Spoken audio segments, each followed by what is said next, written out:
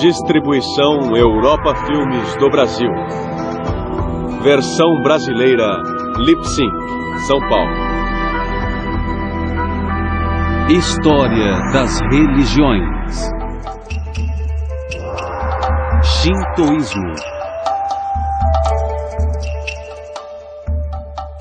O shintoísmo surgiu da vida e da cultura do povo japonês, mas também teve origem na paisagem natural do Japão.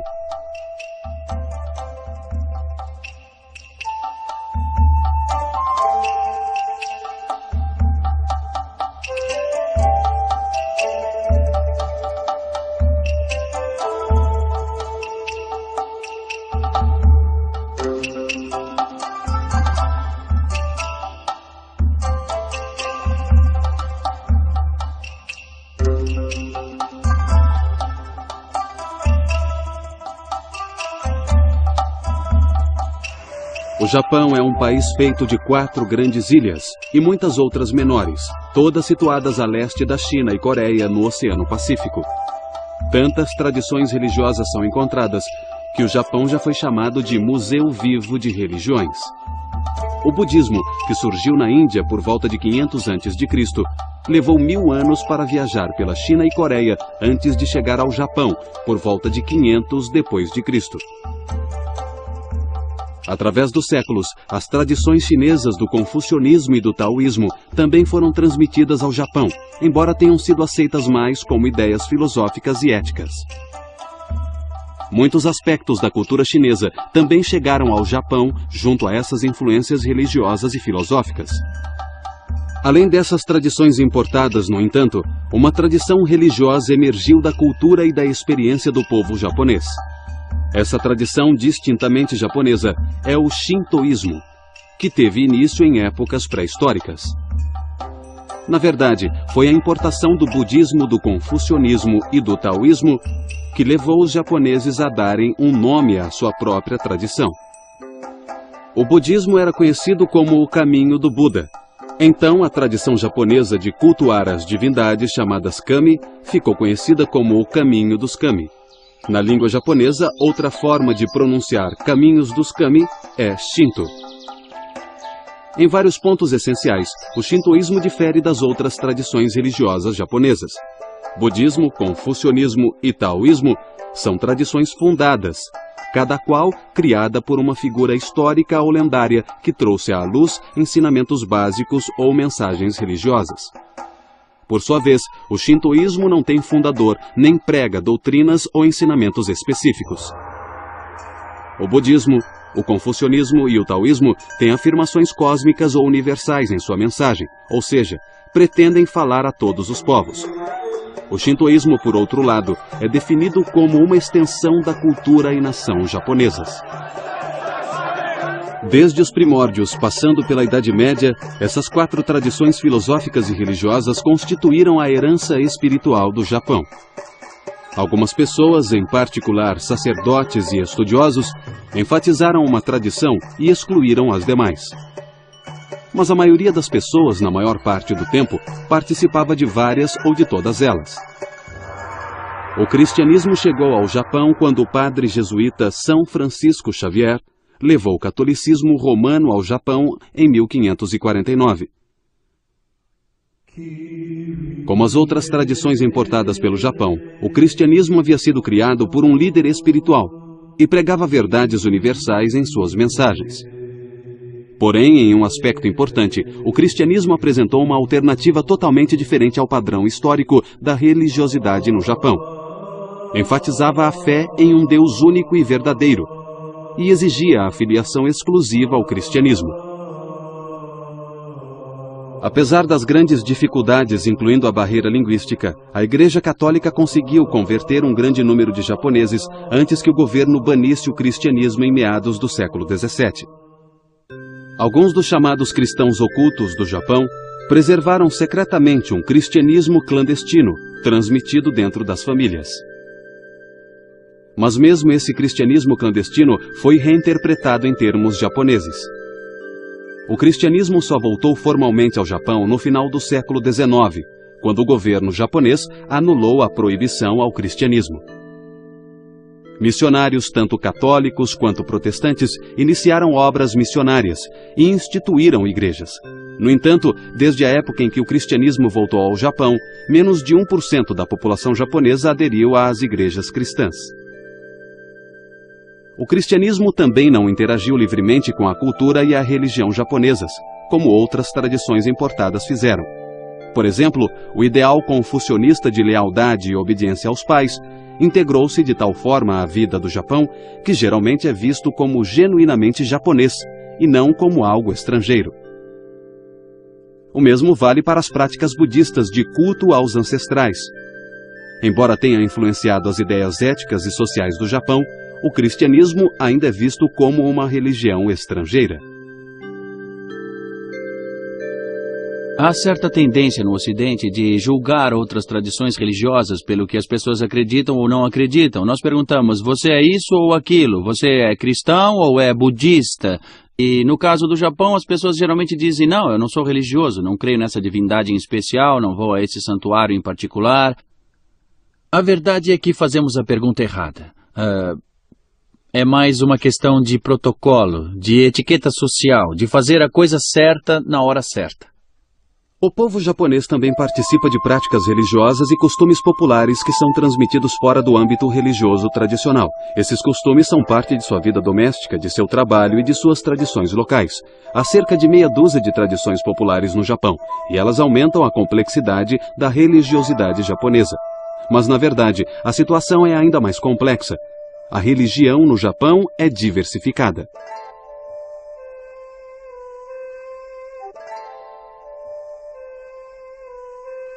Assim como o cristianismo na Europa ou Estados Unidos, inclui muitas ordens religiosas e centenas de congregações protestantes. No Japão, o budismo é dividido em ramificações principais com muitas congregações. O shintoísmo também não é uma religião muito unificada, com sua diversidade de festivais, práticas e santuários shintoístas. O budismo expressa o caminho do Buda e seu iluminismo. O confucionismo exprime o caminho de Confúcio e seu ideal de harmonia social. O taoísmo pode ser visto como o caminho do lendário Lao Tzu e seu ideal de harmonia com a natureza. E o cristianismo é o caminho de Jesus Cristo com seu plano de salvação.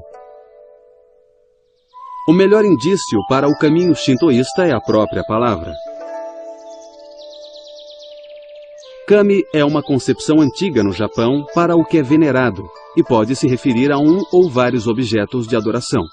O termo kami, mais ou menos como a palavra lápis, pode ser singular ou plural, e é mais amplo e mais flexível do que o termo Deus.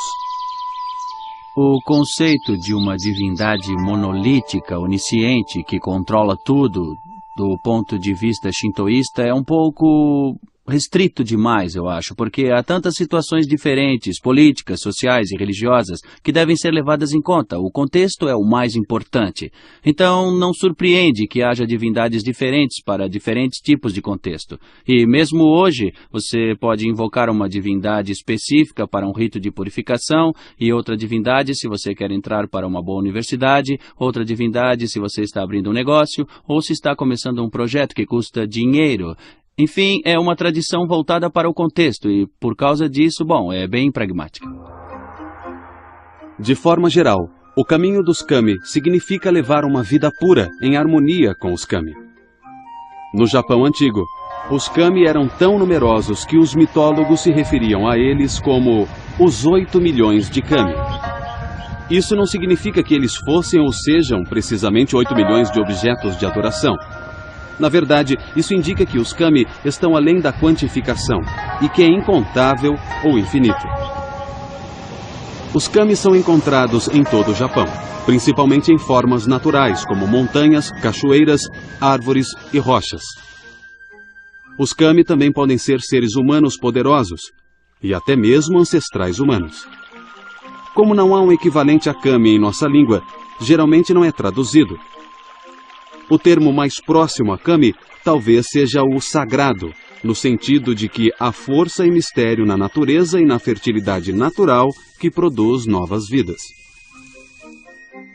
Os estudiosos geralmente apresentam uma religião descrevendo um fundador, analisando suas escrituras e interpretando ensinamentos essenciais. Mas no caso do shintoísmo, se quisermos saber sobre o caminho dos kami, talvez seja melhor observarmos como é feita a adoração aos kami. Os santuários há muito são importantes para o shintoísmo desde a época pré-histórica, embora as primeiras adorações japonesas talvez não tenham ocorrido em santuários, mas na natureza.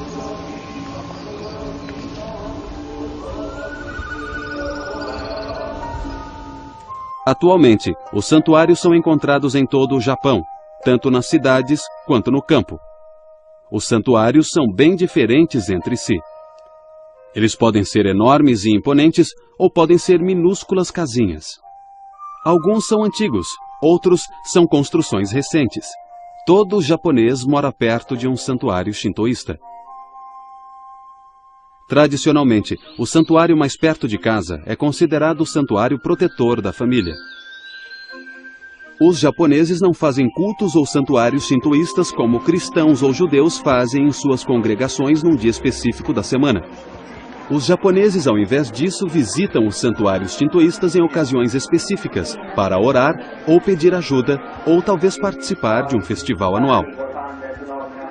Várias características distinguem e preservam o caráter sagrado do santuário shintoísta e seu solo. Na entrada do santuário fica a arcada, ou portão sagrado, chamado de tori. O tori marca a passagem do mundo cotidiano para o solo sagrado e protege simbolicamente o solo das influências maléficas e faz com que aqueles que entrem percebam que ali é adequado adotar um comportamento religioso. Em outras ocasiões familiares especiais, como nascimento e casamento, muitos japoneses oram em santuários pedindo ajuda, bênção ou agradecendo as graças recebidas. Mas é mais comum que os japoneses visitem santuários durante as festividades. E a mais importante das festividades no Japão é a celebração do Ano Novo.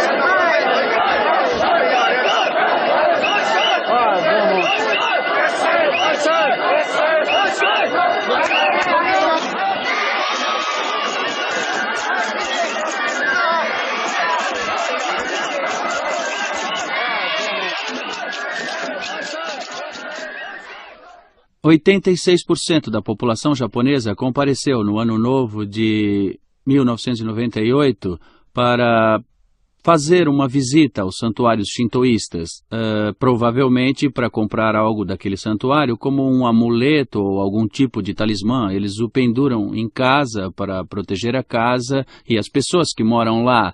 Eles podem também pendurar nos seus carros para ter segurança no transporte ou amarrar numa bolsa que carregam todos os dias para o trabalho ou a escola. Então, é uma questão de hábito, e com o tempo esses hábitos trazem um sentimento para eles que induz ou encoraja a crença. Então, primeiro é um hábito, uma etiqueta social, fazer a coisa certa na hora certa para poder se livrar da ansiedade, para poder se fortalecer e talvez mais tarde a fé surgirá. Na entrada do santuário e nas calçadas ao lado do santuário principal, há muitos ambulantes vendendo comida, quinquilharias e souvenirs. Muitas luzes são penduradas e acesas à noite e pode haver música ao vivo ou gravada. Multidões se aglomeram nesses santuários. Geralmente há tanta gente que é preciso que a polícia os controle. Os primeiros registros escritos dos kami são as obras intituladas Kojiki, escrita em 712, e Nihon Shoki, escrita em 720. Essas duas obras são semelhantes a muitas outras obras mitológicas e escrituras, no sentido em que começam narrando a criação. As obras japonesas começam com as atividades de vários kami e depois narram a história de imperadores e suas dinastias. O Kojiki nos dá a versão mais puramente japonesa da mitologia antiga, com suas imagens do céu e da terra surgindo de uma substância aquosa e amorfa.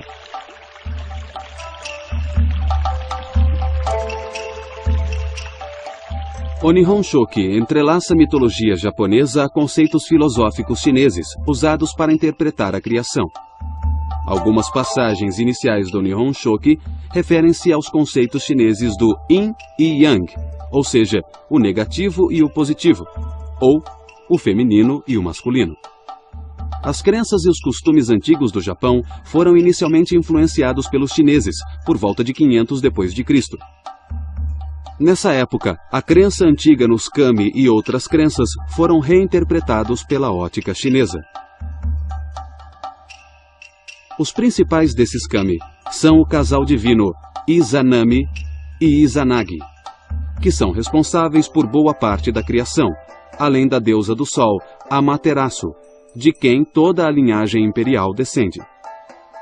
O Kojiki e o Nihon Shoki são os textos mais antigos de que se tem notícia da mitologia japonesa antiga e são um registro importante das antigas crenças do Japão. Mas eles não são considerados escrituras sagradas como a Bíblia do cristianismo ou os Vedas do hinduísmo. Os sacerdotes e pensadores shintoístas dão a eles um status de sagrado, mas o povo japonês os vê como escritos imaginários e fantasiosos. Em outras palavras, lendas e não escrituras sagradas. O shintoísmo tem um lado bastante pragmático, principalmente no contexto dos rituais, onde a divindade pode ser invocada para se fazer presente.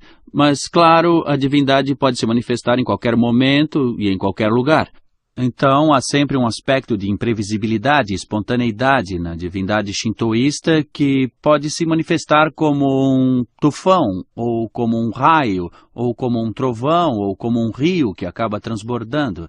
Da mesma forma, pode se manifestar como sol ou chuva quando são mais necessários e quando são mais benéficos para as pessoas, para que a plantação cresça ou para os animais também. As crenças e os hábitos japoneses já existiam há muitos séculos antes de terem sido registradas no Kojiki e no Nihon Shoki. E o que vemos no shintoísmo hoje não é necessariamente o mesmo que existia em épocas pré-históricas. Os santuários e mesmo a própria palavra Shinto não foram encontrados no período pré-histórico. Somente quando as novas religiões entraram no Japão, houve uma necessidade de distinguir a herança religiosa nativa do país das tradições de fora. Nós vimos no Nihon Shoki como os antigos conceitos japoneses da criação e do nascimento de muitos kami se fundiram ao conceito chinês do Yin e Yang. Não houve tentativa de escolher entre a versão nativa japonesa e a interpretação chinesa. Os japoneses simplesmente uniram as tradições japonesas e chinesas. A mesma interação ocorreu entre o shintoísmo e o budismo. Inicialmente, houve algum atrito entre o caminho do Buda e o caminho dos kami. Mas, com o tempo, eles se misturaram de muitas formas. De fato, o budismo se mesclara a crenças e costumes nativos em toda a Ásia, e esse padrão continuou no Japão.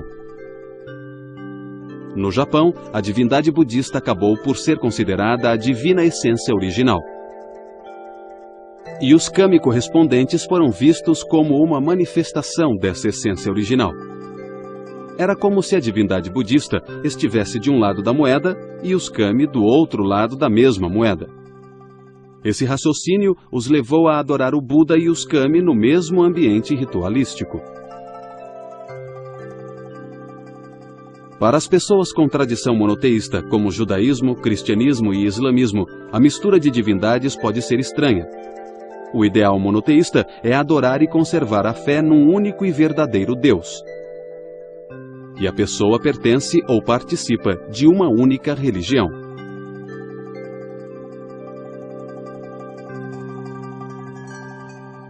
Mas em quase toda a Ásia e no Japão em particular, o padrão dominante é o que podemos chamar de afiliação múltipla. Aqui, a pessoa participa de mais de uma tradição religiosa.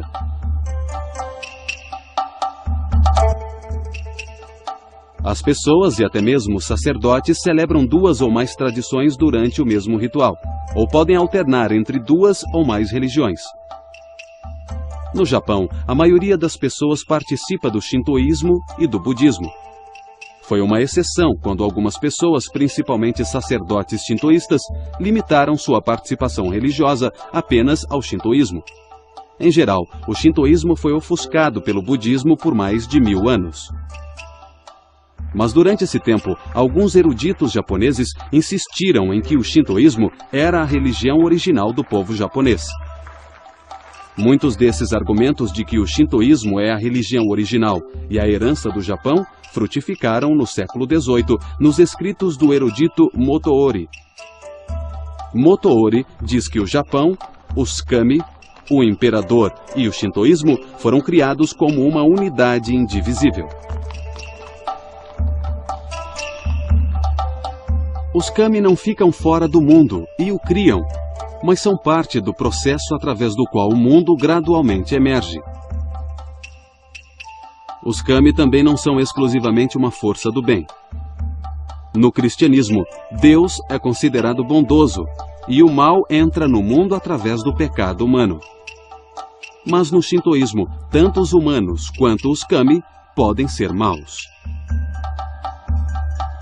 Esse aspecto da benevolência que os kami podem ter e também o da destrutividade na forma como os kami podem usar seus poderes sobre o mundo natural e sobre as sociedades humanas não devem ser considerados como contraditórios, e sim como um tipo de complementaridade entre forças benevolentes e forças destrutivas, porque, como as religiões reconheceram logo no início, é essa complementaridade que permite o progresso, que permite a mudança. A importância do nascimento e do crescimento também é refletida nas crenças japonesas sobre o mundo e seu lugar entre os céus e o submundo. Os japoneses antigos acreditavam que o Japão pertencia aos céus. Era um bom país, governado pelos descendentes da deusa do Sol, numa linhagem ininterrupta através dos tempos. Muraoka escreve que os céus, que são chamados de reino transcendental do plano do paraíso, têm características do mundo real. O submundo, chamado de Yomi, também é considerado real. É importante lembrar que, embora haja esse conceito de divindades nos kami shintoístas, que vem do céu, do plano elevado do céu para o plano terreno, não devemos considerá-las sobrenaturais, ou seja, acima ou separadas do mundo natural, porque essas divindades são partes essenciais de como as coisas acontecem no mundo natural. Uma das características dos kami shintoístas é que eles vêm e vão, eles não vivem neste mundo. É comum dizer que o shintoísmo é uma religião da natureza e que as divindades vivem em árvores, em cachoeiras ou em rochedos. Os sacerdotes certamente afirmam que essas divindades vêm e vão, que elas podem ser chamadas para descer dos céus e depois podem ser mandadas de volta, porque ninguém quer uma divindade poderosa e instável vagando pela plantação, nem quer ficar lidando com esse visitante celestial tão importante. Um princípio básico do shintoísmo é que a vida envolve inevitavelmente uma tensão entre a pureza e a impureza. O objetivo da vida deve ser maximizar a pureza. Assim, o fiel se aproxima dos bem-aventurados kami e recebe sua bênção. O corpo humano é considerado bom, mas ele cria excreções que são impuras. O corpo precisa ser purificado ao se aproximar dos kami.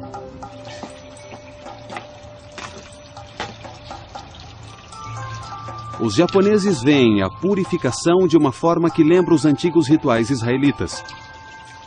e seus conceitos de poluição e purificação têm pouco em comum com os ensinamentos cristãos sobre pecado e redenção.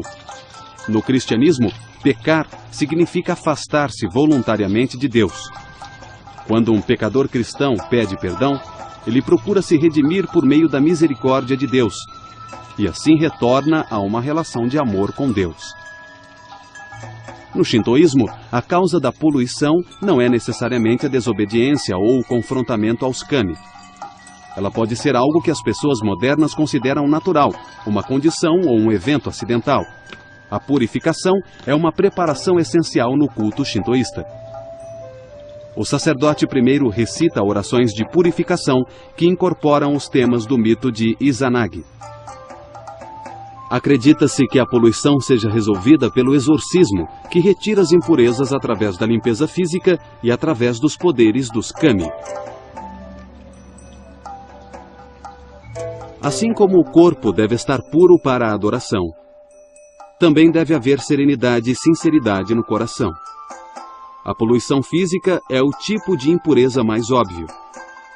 Mas os teóricos shintoístas também enfatizam as dimensões éticas e espirituais da pureza. Os kami e a purificação são essenciais no shintoísmo. Os locais onde os kami são adorados são santuários, e as pessoas que guiam os cultos são sacerdotes.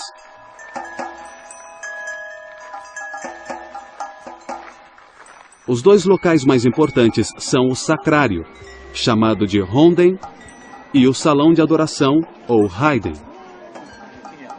O sacrário abriga os kami. Representações físicas dos kami, como estátuas, são bastante raras. Geralmente, a presença dos kami é simbolizada por um objeto como um espelho.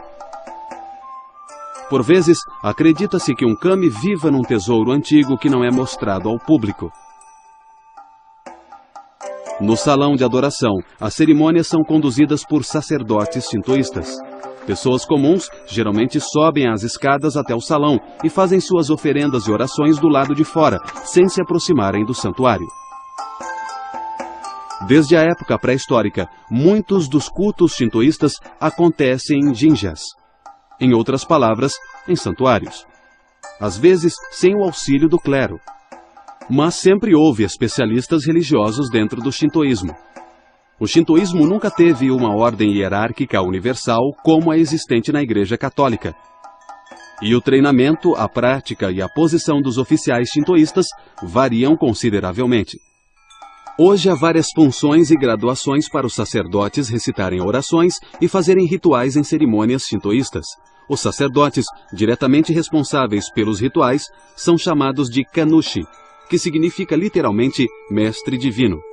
Não há ritos oficiais para se tornar um sacerdote shintoísta, assim como há para sacerdotes budistas ou cristãos. Em algumas comunidades rurais, os chefes de famílias tradicionalmente se revezam servindo como sacerdotes shintoístas no santuário local. Sacerdotes do século masculino são regra geral no Japão contemporâneo. No entanto, vale ressaltar que nos primórdios da história do Japão eram imperatrizes e não imperadores que reinavam. Essas imperatrizes reinavam em parte por sua habilidade de se comunicar diretamente com os kami, como em um oráculo divino. Quando os imperadores passaram a governar nos primórdios da história, o papel religioso da imperatriz desapareceu. Nós já vimos que antes de uma cerimônia shintoísta, o fiel purifica as mãos e a boca com água e recita uma prece de purificação. Tudo isso vem da mitologia do banho de Izanagi. Depois, um alto sacerdote recita o norito, ou oração sagrada.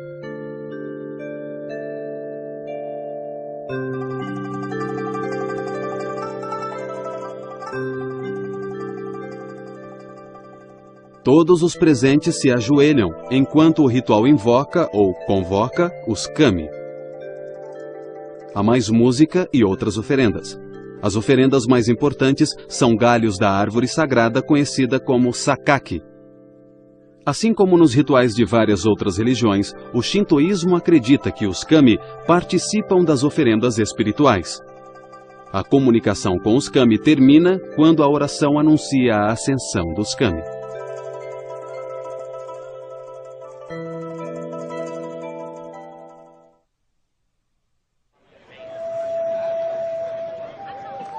Muitas pessoas viajam de longe para visitar um santuário famoso num festival, ou para uma bênção especial, ou apenas para comprar um amuleto. Essas pessoas geralmente são devotos, não paroquianos. Embora nos vilarejos tradicionais, ainda se considera que os habitantes daquela área são paroquianos do santuário local. Muitas casas japonesas tradicionais e algumas casas modernas têm um pequeno santuário shintoísta. O Kamidana é uma miniatura de um santuário shintoísta, geralmente colocado numa prateleira alta na sala principal da casa. Os membros da família colocam oferendas no Kamidana e de tempos em tempos, principalmente no Ano Novo, trazem um novo talismã de papel de um santuário próximo e colocam no Kamidana. Na antiguidade, os membros de um clã adoravam o mesmo kami. Mas na época medieval, as pessoas que moravam perto de um santuário automaticamente eram consideradas paroquianas daquele santuário. Em outras palavras, a afiliação a um santuário shintoísta dependia da residência do fiel. Todos dentro daquela área eram considerados abençoados ou protegidos pelo mesmo kami.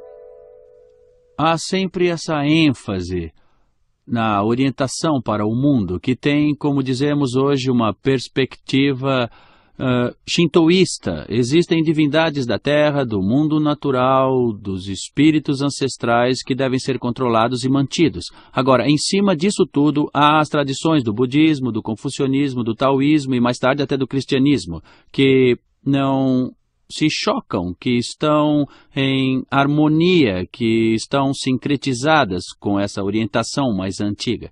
No entanto, ao final do período feudal, quando o Estado japonês se modernizou, houve uma cisão entre o velho regime e os reformadores que queriam revitalizar o Estado japonês, queriam trazer o imperador de volta e, basicamente, tentar defender a nação do Japão de potências imperiais como Inglaterra, Espanha, Portugal, França, que estavam na área. Eles sentiram que precisavam fazer o que essas potências fizeram. Tinham que encontrar um motor espiritual para impulsionar o veículo da modernização, e o shintoísmo foi considerado o candidato mais viável para isso. Mas nos tempos modernos, sobretudo com a maior liberdade religiosa no Japão após a Segunda Guerra, a situação dentro do shintoísmo mudou consideravelmente.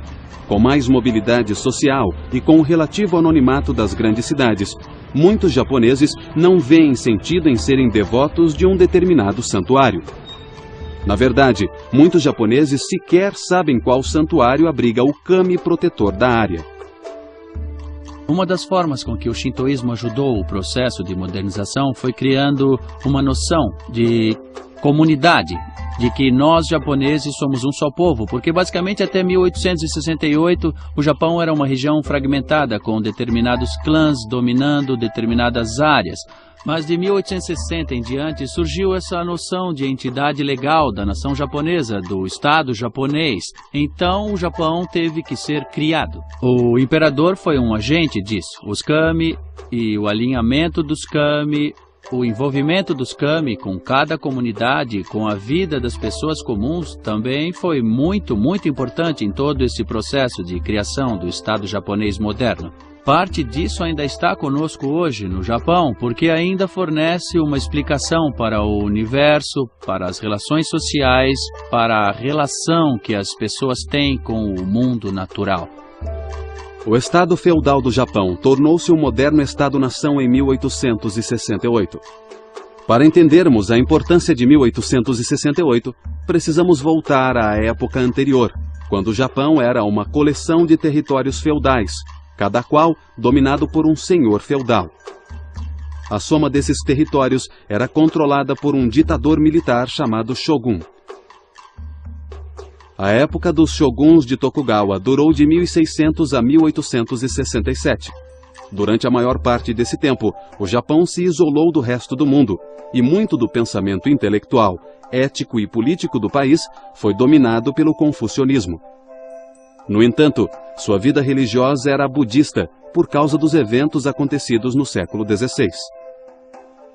O cristianismo havia entrado no Japão em 1549 pelas mãos de São Francisco Xavier.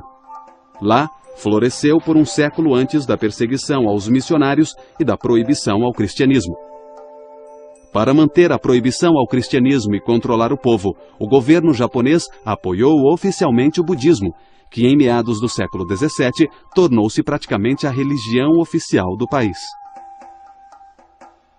Toda família devia pertencer a um templo budista local, e todos os nascimentos, casamentos, mortes e mudanças de endereço eram registrados lá. No fim do século XVIII e no começo do século XIX, vários problemas começaram a surgir no governo feudal do Japão. As desigualdades econômicas entre ricos e pobres levaram à revolta de camponeses e rebeliões urbanas.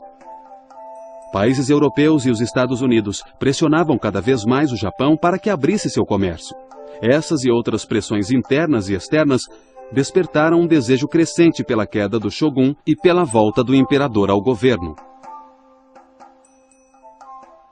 O final do século XIX no Japão viu várias tentativas de implementar um governo parlamentar liderado pela figura religiosa simbólica do imperador, legitimada pela religião shintoísta. Os países ocidentais criticavam a proibição ao cristianismo e exigiam que ela fosse anulada.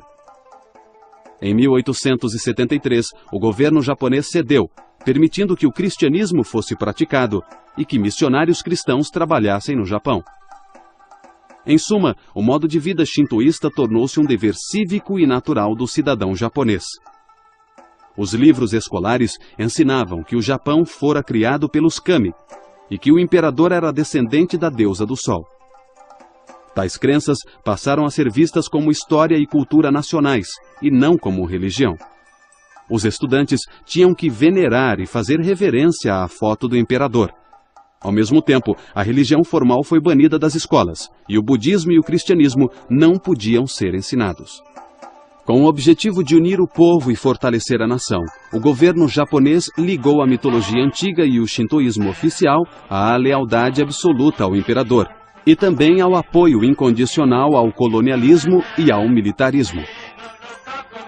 Pela primeira e única vez, inúmeros santuários shintoístas foram construídos fora do Japão.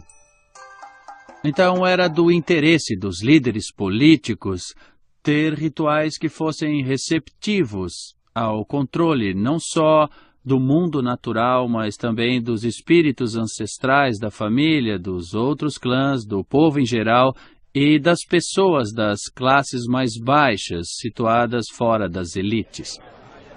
No século XX, principalmente durante e depois da década de 30, as escolas japonesas tornaram-se muito mais rígidas. O currículo ensinava lealdade absoluta ao imperador e a quaisquer políticas adotadas em seu nome. Em suma, o shintoísmo foi levado para a campanha da Segunda Guerra. Mas os budistas e cristãos japoneses também apoiaram a campanha japonesa e seu militarismo.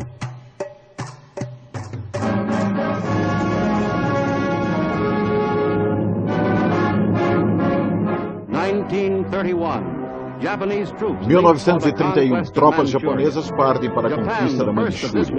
Japão, o primeiro dos países agressores desta guerra, saiu na frente há 14 anos numa escala de conquistas internacionais. Xangai, em 1937, guerra aberta contra a China. O mundo ainda não sabia como lidar com tamanha agressão. Os diplomatas japoneses, falando na Liga das Nações, tentaram justificar seus crimes contra a paz e a decência e depois se retiraram.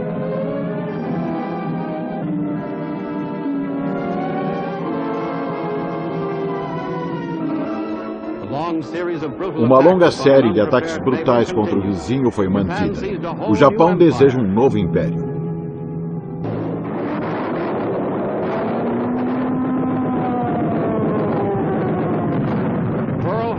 Pearl Harbor, 7 de dezembro de 1941.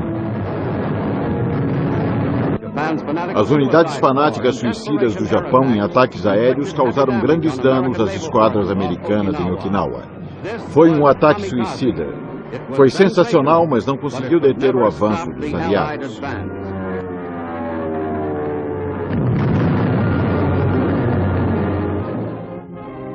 A Segunda Guerra terminou em 1945 com uma grande derrota para o Japão. O pensamento colonial japonês desmoronou. Todas as religiões japonesas a haviam apoiado, mas o shintoísmo fora a mais identificada com a guerra. Quando o Japão se rendeu incondicionalmente em 1945, os aliados impuseram várias condições para a religião. Pela primeira vez na história do Japão, haveria completa liberdade religiosa, não só como ideal, mas também como prática de fato.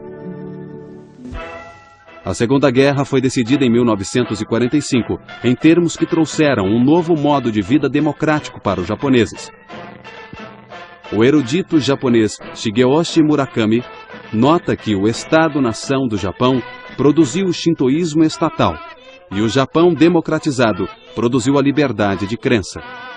Em suma, o Estado japonês tornara-se oficialmente separado da religião. O imperador teve que declarar que ele não era um kami. Mas a forma com que fez essa declaração mais tarde foi considerada altamente ambígua. O shintoísmo perdeu a condição de protegido como sistema de compromissos não religiosos. Também perdeu os subsídios do Estado e seus muitos sacerdotes não eram mais funcionários do governo. O Japão tem uma rica variedade de religiões muito antigas. O shintoísmo nativo, o budismo indiano, o taoísmo e o confucionismo chineses e um retardatário europeu, o cristianismo. Mas o Japão testemunhou a criação de centenas de novas religiões nos séculos XIX e XX. Muitos japoneses experimentavam rápidas mudanças sociais e estavam insatisfeitos com as soluções oferecidas pelas instituições religiosas existentes. Mas eles ainda estavam fortemente atraídos tanto para temas tradicionais, como para o cultivo da virtude, quanto para os costumes antigos, como ritos ancestrais. Muitos japoneses foram atraídos por líderes religiosos que desenvolveram seus próprios ensinamentos e práticas, que ajudavam a resolver questões de destino pessoal e ordem social. O povo japonês ainda acreditava em parte nas divindades budistas e nos kami shintoístas. Mas muito da vitalidade dessas tradições era encontrado não nos aspectos organizados do shintoísmo e budismo, mas em suas práticas religiosas populares. Isso abriu caminho para as novas religiões que logo surgiriam.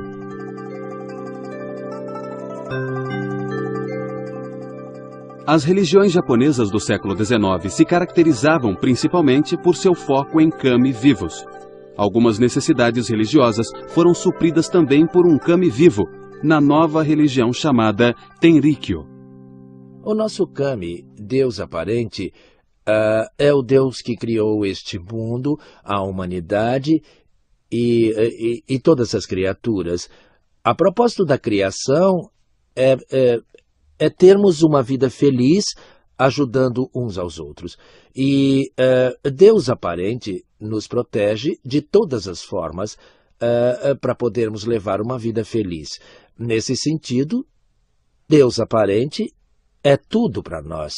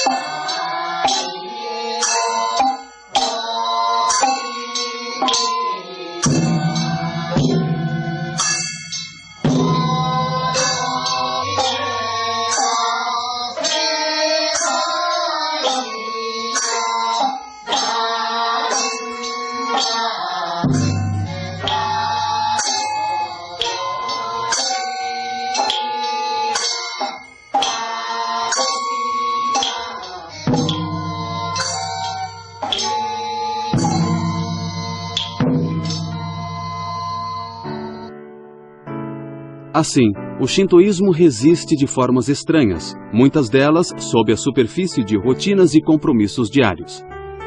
Vale a pena lembrar que o shintoísmo nunca foi uma religião altamente organizada como o cristianismo. A religiosidade no Japão não é definida pela afiliação exclusiva a uma instituição religiosa, e não há cultos congregacionais semanais.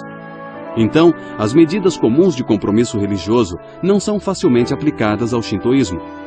Mas o shintoísmo resiste, mesmo quando é negado ou negligenciado. O shintoísmo há muito tempo faz parte da vida e da cultura do Japão, praticamente desde o início da própria civilização japonesa. E enquanto existir a cultura japonesa, o shintoísmo de certo continuará a ser parte significante dela.